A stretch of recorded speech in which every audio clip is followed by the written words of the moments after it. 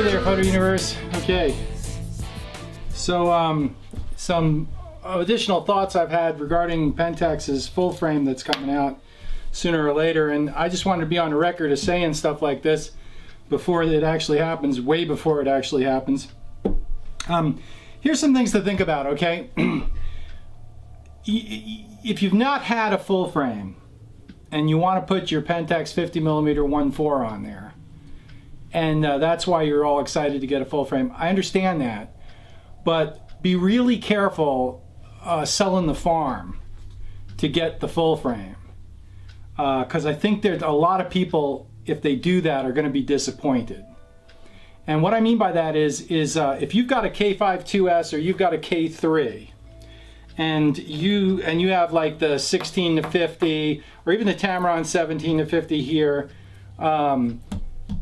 and 70-200 Tamron or Sigma, or 50-135 SDM, 300 SDM. Let's say you have a full Pentax kit, right? The K5, K5-2S, K3, the APS-C Pentax kit with some good APS-C lenses. If you sell all that because you're going to get, you know, the full frame 24-70 and the 70-200 and maybe the 15-30 that's been rumored, I think a lot. What's going to happen? Let's say you could do that today. I think what you would find is that you will have spent a ton of cash, and you've really improved very little. And that's what I'm saying here, okay? The way I see Pentax's, or the way I'm going to implement Pentax's full frame, I'm at the point now where, you know, because I have the ability and the opportunity to dabble with Canon and Nikon and those kinds of full frames, I've got a pretty good understanding of where full frame's at and what the state of the market is right now. That's why you come to this channel, is because I have the, you know, that experience, and if you're looking for, you know, an opinion based on experience, that's what's here. And what I'm saying is that the way I see the implementation of a Pentax full frame for me, I'm going to be really picky about this camera, okay? The camera is going to have to be 36 megapixels or more. I don't really care. 36 is kind of the sweet spot there right now. Because if it's 24, I just picked up the 16-50 and the 50-135, and those are awesome lenses, and I really enjoy shooting with them. Haya, I think that's how you pronounce it, Alex Jansen from Pentax Forums, I mean, his videos of dumping the thing in Afghanistan dirt and dust and then washing them off in the shower, man. You know, I really like the Tamron. I've done a lot of good stuff with the Tamron. But the Pentax 16-50 with the K3 is like, yeah, it's just cool, okay? And then that, I mean, it's a little sharper. It's not, can't say that it's sharper than the Tamron. I think the contrast is better and the saturation is better. Sharpness-wise, the Tamron's great. But great bang for the buck for sure. Okay. So the 16-50, that's what I'm actually shooting the video with now. The K3 is a great video camera, better than the K5-2S. The full frame is going to have to be 16 megapixels. Why? Because I'm going to add the full frame to my APS-C kit. Okay, APS-C does everything I need it to do. And and full frame for me would just be an adjunct. It would be an added camera. I could very much see my bag when I'm going out landscape shooting being the 36 megapixel. That's another thing. The 24 meg. If the Pentax comes out with a 24 megapixel full frame, quite honestly, the image quality is not going to be there in term versus the K3. It's going to be such a subtle difference. You're going to have a real hard time seeing the difference between a 24 megapixel full frame Pentax and a K3. Now that's speculation, okay, on my part. But if it's anything like the D750 or the Canon, 5D Mark III, and I know those have AA filters, and Pentax without the 24 megapixel full Pentax full frame without an AA filter is going to be better. But really, I really would. I'll put it to you this way: the big problem with a 24 megapixel Pentax full frame is when I put my 16 to 50 crop lens on it, it's going to give me a 10 megapixel crop. That's not going to work for me.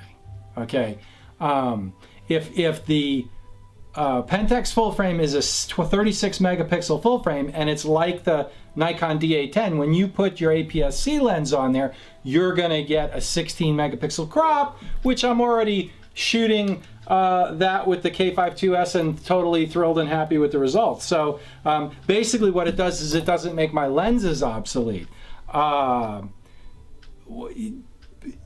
I would have no problem shooting a 36 megapixel Pentax full frame and then buy a few select lenses like the 50-1.4, 35 f2, that kind of thing, to take advantage of the full frame 36 megapixels, no problem. I see that as but that's the way I'm going to incorporate it. So I'm going to be picky about it. Quite frankly, right now the K3 is doing everything I needed to do, and and the K5 seriously, and with the 135, the 50 to 135, and the 16 to 50, I mean, that's just icing on the cake. The Tamarons are good. The Pentax lenses are great. I will also say I think the SDM failures are a thing of the past. I think if you get a current production Ricoh lens, newer serial number, I don't think you're going to see a problem with SDM. I think they solved those problems. I'll let you know. But I'm really at the point now where, I've gone through a lot of gear and this and that. I enjoy it, and it's part of, justification for Photo Universe, try different stuff. But I really enjoy the 16 to 50 and the 50 to 135. They're great lenses.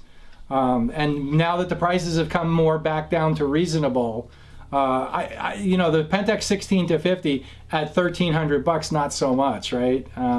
I just picked up the one I picked up off of Amazon, and it was fulfilled by Amazon, but it's third-party photo something or other, another deal site or Extreme Photo, I don't know. But it was fulfilled by Amazon, no problem.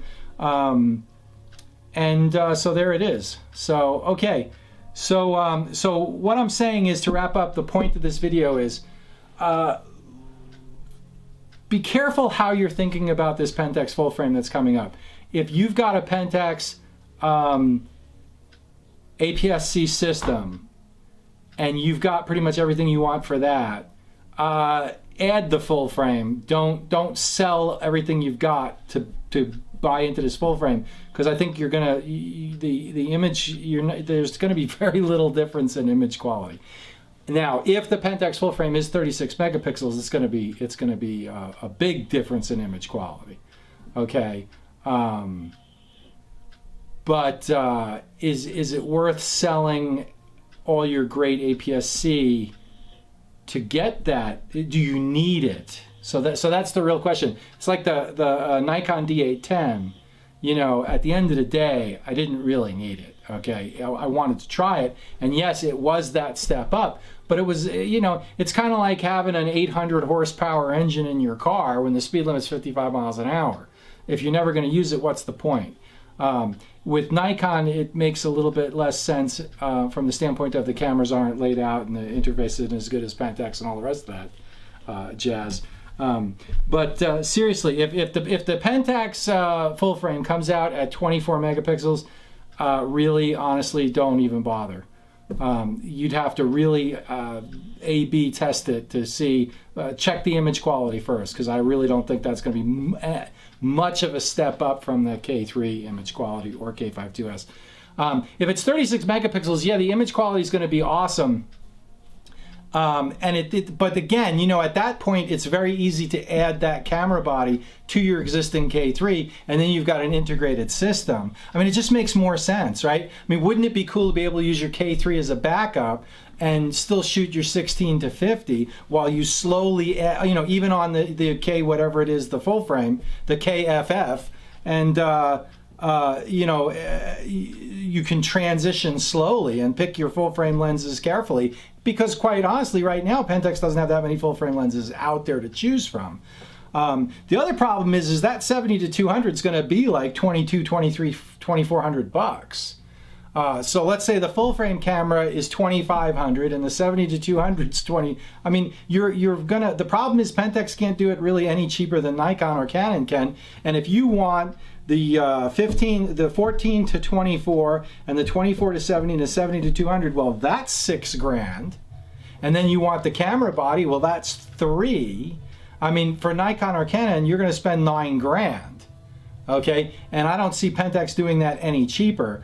The way that Pentax can leverage their user base is if the camera does come out at 36 megapixels, then you can throw one of those in your camera bag with your existing system and slowly add the lenses, or use your old manual focus or full frame lenses from 15 years ago, the film days.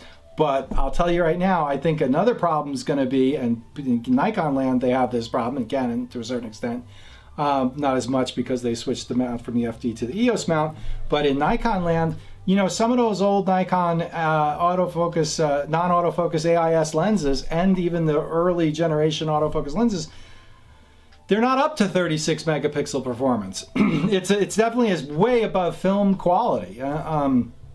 They do okay, but they don't take full advantage of the sensor, and that's the whole point of getting the camera in the first place. So I guess the point of this video really is, full frame, it doesn't solve all problems. If anything, it creates a whole bunch of new ones.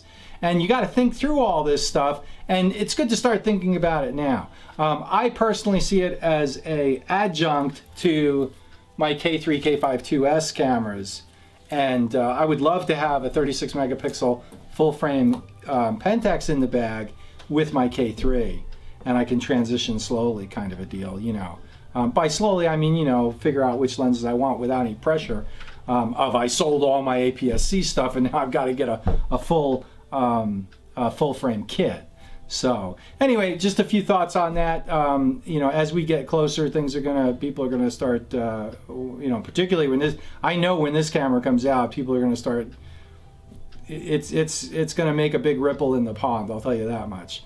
But let's pray for 36 megapixels and not 24. If Ricoh comes out with a 24 megapixel camera, then they really don't understand. I mean, when have they ever understood what Pentax users want? Well, maybe Ricoh gets it. We'll see. This is a real test for them.